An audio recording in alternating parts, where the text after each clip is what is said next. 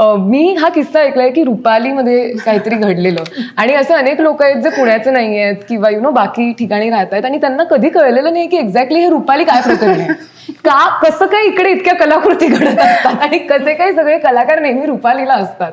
So please तुम्ही सगळे पुण्याचे आहेत, मला सांगा की हे रुपाली काय प्रकरण आहे. असा कट्टा असतो ना आपला, एक भरतनाट्य मंदिरच्या इकडे कट्टा आहे. सगळे कलाकार मंडळी तिथे तुला सापडतील, स्ट्रगलर्स ज्याला म्हणू, होतकरू म्हणू, आणि तिथे तो एकच विषय असतो, नाटक.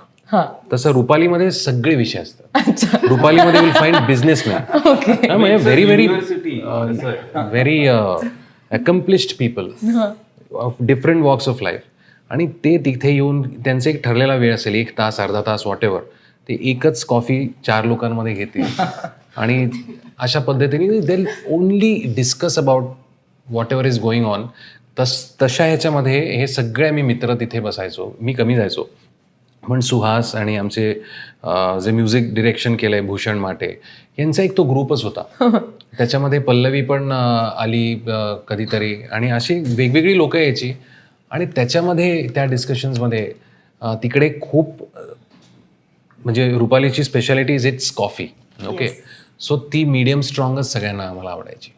त्याच्यामुळे आम्ही आमच्या कंपनीचं नाव मीडियम स्ट्रॉंग ठेवलं. Okay, wow. So that's how everything happened. So Rupali is very, it's connected to whatever this film is about. Wow, this is lovely. पण फिल्म मध्ये जो बँड आहे त्याचं सुद्धा नाव फार इंटरेस्टिंग आहे. म्हणजे Rupali is equal to coffee, पण फिल्म मधल्या बँडचं नाव सिनेमन चाय आहे. आणि फारच इंटरेस्टिंग वाटलं मला नाव. जसं तुम्ही सांगितलं, तुम्ही सगळे जॅम करून शूट करत होतात आणि म्युझिशियन्स आहात तुम्ही, म्हणजे you didn't have to act like a musician, right? I want to ask both of you, आम्हाला तुम्ही बँडमेट्स आहात हे दिसतंय फिल्ममध्ये, सिनेमन चायमध्ये. आणि मला फिल्म बघितल्यानंतर like I texted you also की असं वाटलं की अरे ऍक्च्युअलमध्ये हा बँड आहे का आणि ह्यांचे कुठे ट्रॅक्स मिळतील का ऐकायला.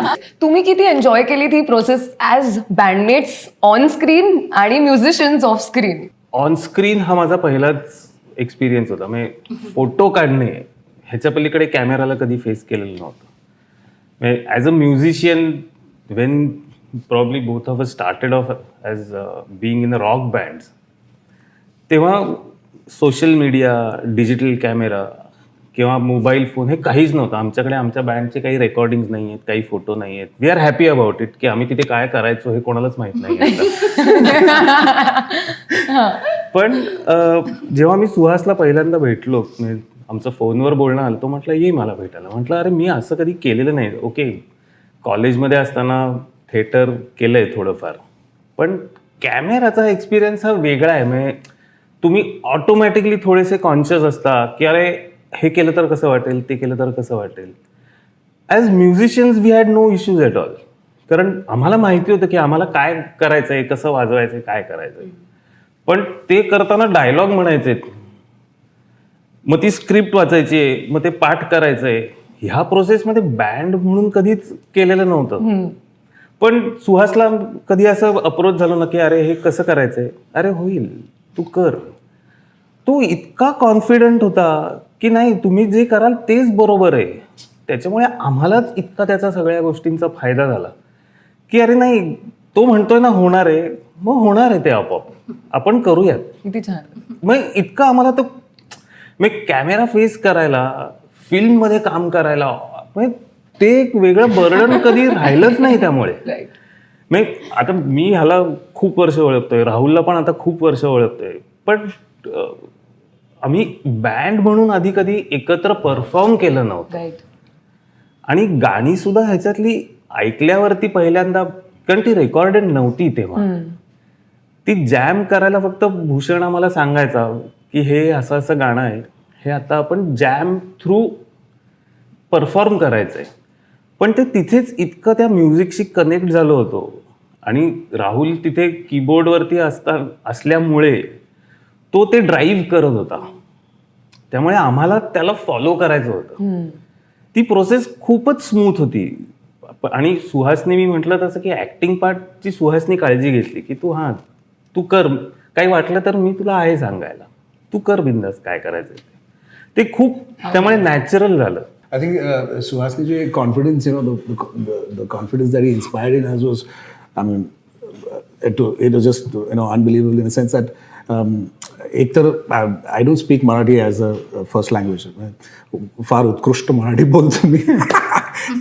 I had to really struggle. I said Suhas bhau, my Marathi is not as good as you probably expected to be in a Marathi movie. त्याच्या कॅरेक्टरचं नाव ओक होतं.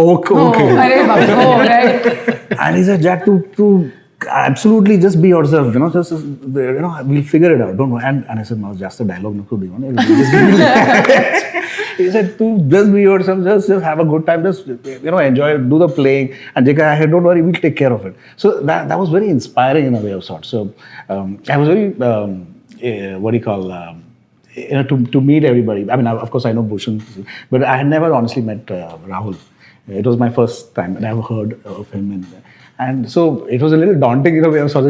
We come from a long hair and rock background. And classical, how will they, even tolerate us, entertain us, or but that was very so. But they were so inclusive and so welcoming. And the whole unit was so beautiful. It was a family like it. Chaha, every sleeping there, people are, and it was phenomenal from a point of view of just being there and just being yourself, doing what you're expected to do. And dialogues, don't worry about it. I mean, That's so much fun. it was amazing. किती मस्त आहे. It was beautiful. So the whole process was beautiful.